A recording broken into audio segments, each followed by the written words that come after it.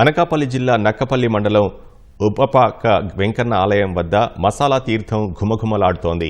స్వామివారి వార్షిక కళ్యాణ వేడుకల్లో భాగంగా 3 వారాల పాటు ఈ మసాలా తీర్థం సాగుతుంది. ఇంట్లో వినియోగించే మసాలా సామాన్లు వెల్లుల్లి, వాము, మెంతులు, జీలకర్ర, జాజికాయ, జాపత్రి, మిరియాలు, ధనియాలు, ఆవాలు, ఎండుమిర్చి, గసగసాలు, దాల్చిన చెక్క సహా తదితర వస్తువులను వందల కేజీల కొద్దీ విక్రయిస్తారు.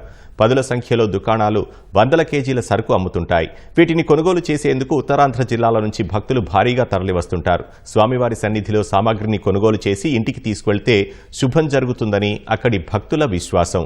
పెద్ద ఎత్తున తరలివస్తున్న భక్తులతో ప్రస్తుతం తీర్థం సందడిగా సాగుతోంది.